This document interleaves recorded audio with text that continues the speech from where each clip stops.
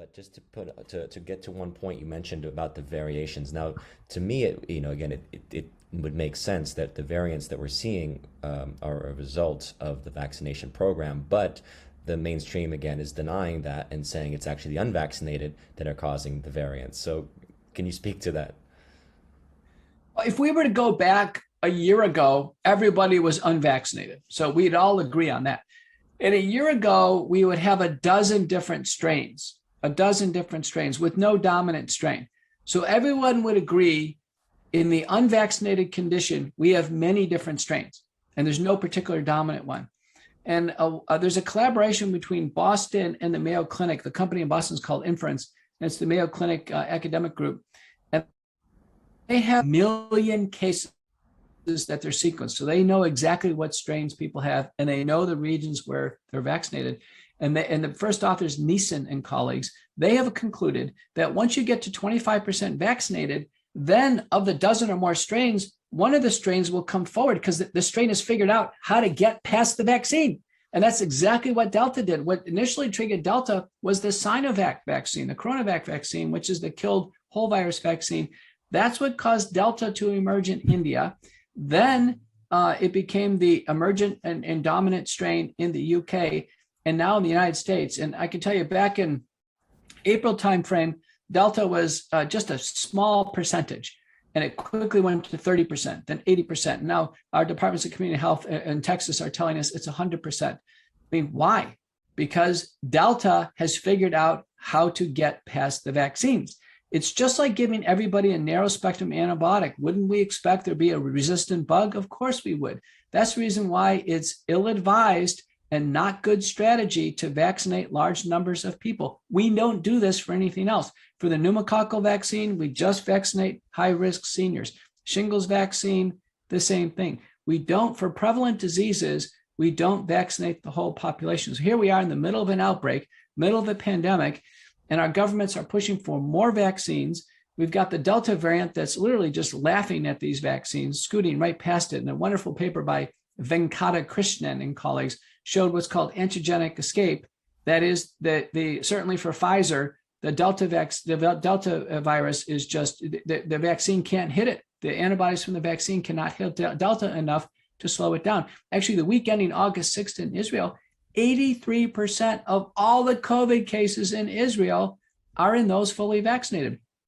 Israel is kind of interesting because there are segments of Israel that are highly vaccinated, about 86%, but there's others that haven't taken the vaccine. So when we look fairly at both Jewish and Arab Israelis and those communicating back and forth in the Palestinian territories, they may be at 56% vaccinated. Yet it's the vaccinated that are loading up Israeli hospitals. In fact, the majority of those dying with COVID-19 are vaccinated. Same thing in the UK. The majority, even though Delta has a lower mortality rate, those dying in the UK are more likely to be vaccinated than unvaccinated. So when it comes to the America, I know people are really hitting this notion that it's all the unvaccinated in the hospitals, which I know that the CDC lumped together data from January, if I'm correct, in terms of how to create that 99% threshold or 95 to 99% idea, because back in January, most people weren't vaccinated, right? So they lumped together a huge amount of data to create that number. But either way, let's just say that in America, if we are seeing many cases as being argued of unvaccinated in the hospitals or worse reactions to, let's say, Delta or COVID in general from the unvaccinated, how would you respond to that claim? You know, it's so interesting. The CDC is a treasure trove of information. So the CDC website. So I just quoted you, July 26th, the CDC had not all the cases, but they had a sample of 6,000 Americans hospitalized, fully vaccinated, 19% died. So from the CDC's own reporting, it cannot be a crisis of just the unvaccinated. Just go to the CDC website and look. Separately, the CDC published in their journal, the MMWR, a paper from Barnstable County, Massachusetts, where there was an outbreak, and it was Delta. 2/3 were fully vaccinated. CDC website, it's the CDC's journal. So we can just look at the CDC and understand it cannot be a crisis of the unvaccinated. What may have happened is a created talking point of a crisis of the unvaccinated. And what's probably happened is a lack of data sophistication. So for instance, people who get the vaccine, they do get reported into some type of database. That must happen, right? So there is some number estimated of the percent Americans that took the vaccine. But what the person who gets vaccinated, what they get is they get a vaccine card. That card itself doesn't have a barcode number on it. The manufacturer and lot number sometimes are just handwritten down. You can't even see what the handwriting shows. It's not a very high quality, high tech data piece of information, and yet that vaccine card is relied upon by other users. So, as an example, if a vaccinated person goes to an urgent care center, they may forget their vaccine card. In fact, the urgent care center may not ask them if they're vaccinated. And I can tell you this much, Sean. If they get a COVID test result, that test result does not get submitted with the vaccine card information to any central center. That test result just automatically goes by the original executive order to the testing center. So for all the positive COVID tests that are pouring in across the United States, nobody knows who's truly vaccinated or unvaccinated. They can't possibly know. And the CDC actually indicated that May 1st. They said, listen, we give up. We can't possibly know because they were just fielding these sporadic cases coming forward. So we don't know if it's a crisis of the unvaccinated or vaccinated. Now, Israel knows, Gibraltar knows, Singapore knows, UK knows, and it's the same vaccines. It's the same Delta variant. And I can tell you, it's more likely to be a crisis of the vaccinated. And just to go back to the vaccination for a moment, it seems that because of the injection of the spike protein, essentially you're giving people a sort of a sample, right? It's designed, as Fauci said, to create a robust immune response, right? And so this is not a traditional vaccination in any sense, but it's what many people are responding to, as you mentioned, the injuries or the deaths would seem to be from that spike protein. And then we don't really know the long-term implications of what happens as that spike protein, as you know, more evidence comes out that the spike protein doesn't just stay local to that area, it goes throughout the body, it goes into other organs. So what are the long-term implications of that spike protein going to the body? So maybe people that are vaccinated are temporarily, doing better against COVID because they've been hit with the spike protein, so they can handle it. But as you mentioned with Delta variant, they have no ability to respond to that because, again, it's a different variation, right, of a virus, just as we've seen with flu seasons, right? And you mentioned colds and flus. I mean, it's mind-boggling to me that we don't understand by now that every year there's new variations and that's why you can take a flu shot and still get the flu, right? Or you can get a different cold each year. So again, just to speak to the long-term implications, to me this is all. It's so illogical. The idea that you still can transmit the virus after getting the vaccine, you can still get sick with the virus, and you could still potentially die from, let's say, the variant, and then not even knowing the long-term implications of these spike proteins in your system. Well, I tell you, you've done a great job. I think almost every American, certainly you, Sean, you've almost done a graduate program in vaccinology and virology. But just looking on the drawing board of what's proposed. So Pfizer, Moderna, and J&J are all packaged in lipid nanoparticles. Lipid nanoparticles. Okay, that's the first point. Now, the lipid nanoparticles, papers coming out of China years ago were telling us the lipid nanoparticles go to many places in the body. The hormone-producing organs, the ovaries, the testes, the adrenal glands, they go up into the brain, okay? So just that alone, we'd say, listen, do we want a vaccine going up into the brain? Do we want a vaccine going into the heart? Just that information alone would make people think, wait a minute, is that a smart idea or not? If you ask me as a doctor, I'm involved in drug development. I have over 650 publications in the peer-reviewed literature. I'm the editor of 2 major journals. I review data every day. I've reviewed a dozen papers this morning.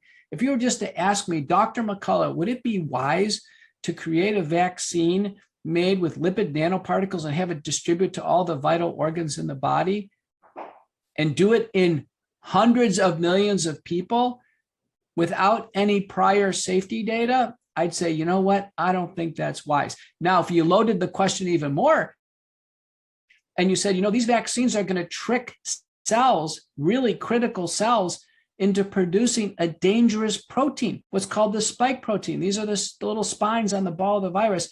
And the spike protein is going to be produced inside these sensitive cells, damage those cells, be expressed on a cell surface, and then have the body's immune system attack its own cells. And then the spike protein is going to break free and then circulate in the body freely for at least a couple of weeks, maybe longer.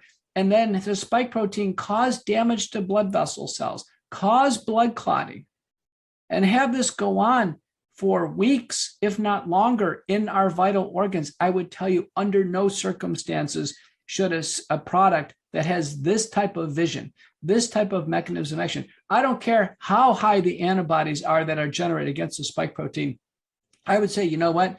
Those safety risks look too concerning to move forward. Now, when we fast forward and we actually fill out the data that we know that with the Moderna application to the EMA, that there was reduced fertility in animals because of the idea that this could injure either the testicles or the ovaries.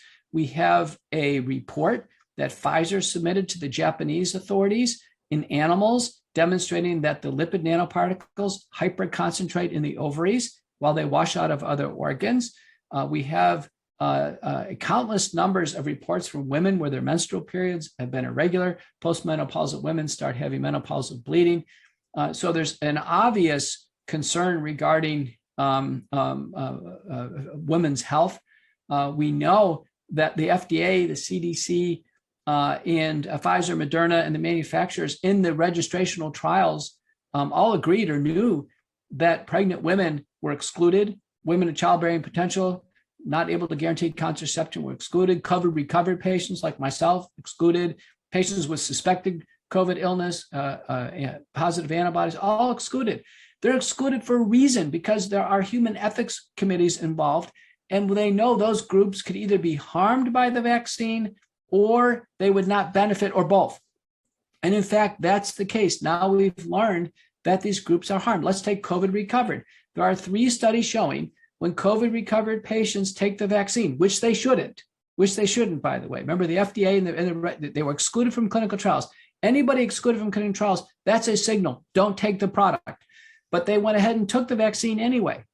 3 studies show, raw Cameron-Mathudius show higher rates of side effects, including things that are serious, require hospitalization. So a COVID recovered patient who has no meaningful chance of getting the infection again should never take the vaccine, period, full stop. Okay, people say, well, you can boost your immunity. No, it's not worth it. There is no boosting of immunity. The natural immunity is far superior to the vaccine immunity. I told you the vaccines are failing. There are thousands and thousands of patients being hospitalized and dying who've taken the vaccine. There's been 0 patients who are COVID recovered in that situation. Paper by Shrestha and colleagues, Cleveland Clinic, fully vaccinated patients, fully vaccinated workers, and then those who are COVID recovered who didn't take the vaccine. They go out into the workplace. Who gets COVID-19? The vaccinated workers. Who doesn't get COVID-19? None. The naturally immune workers. So the data are clear that naturally immune are the backstop, and all the employers out there trying to set policy. If you're worried about having safe employees behind the counter, prioritize your COVID recovered individuals. They don't need the vaccine and they're not going to get sick. Same thing in the military. They should be prioritized under understanding, or at least created in a log of who's COVID recovered. Do you know that our CDC in the vaccine event reporting system, do you know there's no checkbox for someone who's COVID recovered? Our CDC doesn't even know. Mm.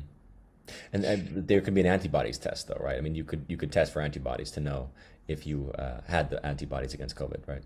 Well, the antibodies always fall. The antibodies in the naturally immune are directed against the spike protein, the nucleocapsid, other components, probably hundreds if not thousands of antibodies. With the vaccine immunity, it's just against the limited spike protein. So the vaccine immunity is very narrow. And even though the vaccine immunity has very high levels of antibodies, they drop off quickly, as shown by that paper I quoted, Israel and colleagues. The natural immunity, the antibodies are less, but they're much broader, and they have a longevity that looks a little better over time. But importantly, the natural immunity, what really counts is the lifelong T cell immunity, that kind of memory immunity. So even when the antibodies are completely gone, the body can fight off the virus. And there's been studies using bone marrow biopsy specimens, what have you, to show when the antibodies are gone, So someone who's COVID recovered is still fully immune. This is very important. So you don't have to prove your immunity. If someone has a well-documented case of COVID, they were sick, they had the characteristic signs and symptoms, and they had a positive COVID-19 test. That's a well-documented case. That's it. There's no antibody testing needed, no T-cell testing, what have you. The only use of these testing, Sean, is in someone like you. Someone like you think you may have got it, you traveled a lot, you're not sure. Sure, get an antibody test. If you are positive on any one of the commercial assays, you're immune. You don't need to do anything more. Mm-hmm. If you don't turn positive on your antibody, Sean, get a T-detect test. T-detect test is another way of telling. This is using next generation sequencing for chromosomal epigenetic rearrangements in T cells that also confers immunity, confers prior exposure to SARS-CoV-2. A good way to do it is just give a unit of blood. So I give a unit of blood here in Dallas, and they use the Carter Blood Centers uses the Ortho Clinical Diagnostic Assay. I had COVID last October. I gave a unit of blood this spring. I'm positive. I'm good. But even if I was negative, it doesn't matter. I'm still fully immune because I had a well-documented case. Absolutely. And so, it's ironic, not ironic, it's tragic that what you said, which is common sense, I would think, is actually the fact checkers dispute it. The fact checkers will say that no, natural immunity is not better than the vaccination. Literally, that's the fact checkers for you. And you have heard the CDC advocating that pregnant women should get the vaccination. So we are living in a wonderland, as far as I'm concerned, where there's no logic, there's no reason, there's no rationale. It's just whatever the science and whoever dictates the science says, that becomes the dogma, and the mainstream media parrots that, and the fact checkers go to work to basically deny the evidence from studies that disagree, from doctors with with empirical experience and anecdotal experience, and just again, it's like the nurses being fired after a year of working, or a year and a half working face to face with COVID patients, but then they won't take the vaccination, so they are being fired. I mean, this is the absurdity of the world in 2021. Well, a couple words really fit what's going on. So wrongdoing by those in position of authority, that's malfeasance. And it's hard for Americans to understand that malfeasance is going on now. And the other word that really applies to what you just said is propaganda. That's false information promoted for a cause by those in position of authority. So our director of the National Institutes for Allergy and Immunology and our Surgeon General have come on TV, and they've told Americans falsely, with no supportive data, that the vaccine immunity is better than the natural immunity. Now, this is while vaccinated people are pouring into hospitals in Israel and United Kingdom elsewhere. We have vaccinated individuals being hospitalized in America, okay? And we're having zero COVID recovered patients pour into hospitals. We're having zero COVID recovered patients get sick. We've had seniors, we've had COVID-19 sweep through the nursing homes. It's not sweeping through the nursing home again. When we get a manuscript of people hospitalized with COVID-19, it never says that we have people are on their third or fourth admission for COVID-19. It's always the first and only admission for COVID-19. So what we're having is it's propaganda. It's basically false information promoted by those in position of authority, probably for a reason. And the reason is probably to promote the vaccine. So the question is, why are our government officials using propaganda to promote a vaccine, which looks like it's not sufficiently effective and it looks like it's not safe? Why are they doing that? And that's what Americans need to ask. Americans need to ask. That's not for you and me to ask that question, but a public needs to demand an answer for this, and certainly ask that it stop. We should never have a government official go on and give another scientifically incorrect statement to Americans. That's actually wrong. And those individuals in those positions and historians are going to call them on it. Medical leaders will call them on it. I certainly will. I'm going to be in it for the long haul. Yeah. I'm going to call them on it because these types of statements that fly in the face of every bit of scientific principle and evidence that we have are harmful to individuals. Those statements are actually promoting COVID recovery patients to get the vaccine and be harmed by it. Okay, that's wrong. Not just that's wrong. To actually promote harm in individuals is wrong. That you might as well take a gun and start shooting people. That's wrong. And that's wrongdoing that needs to be sharply called out. It's more than just the statements. It's actual apartheid systems in the places I mentioned, San Francisco, LA, and New York, where even if you're COVID recovered, If you want to go to an entertainment venue, you want to go inside to eat dinner, potentially in the future you want to travel, you're going to have a vaccine. I mean, that literally, as you said, is a very dangerous agenda, and I think everyone has to ask themselves, why is this Well, agenda? let's take that up. The CDC for months has had demand letters in demanding them to recognize natural immunity by the full breadth of the data that I've quoted. We have an executive order in Texas here by Governor Abbott early in April recognizing natural immunity in the executive order for state institutions. Very important. We have the city state of Monaco officially recognizing natural immunity. Well, listen, Texas, Monaco, there should be the rest of the world recognizing natural immunity. The CDC should recognize natural immunity. Large numbers of individuals who are naturally immune should not receive the vaccine. The vaccine at this point in time either should be completely shut down or be available made for an optional basis for just those who are particularly fearful or unique situations receive the vaccine. Under no circumstances should such a vaccine, whether it gets FDA approved or not approved, under no circumstances should a vaccine should anybody receive any pressure, coercion, or the threat of reprisal for a vaccine at this point in time that's just not sufficiently effective nor safe for human use. And I'll let that be the last word. I appreciate that. And I appreciate your time, because this conversation, as you know, will now be censored by YouTube and we'll both be slandered for even having it. But I think that anyone with some level of clarity of thought can appreciate everything that has been said today. So thank you so much. Thank you.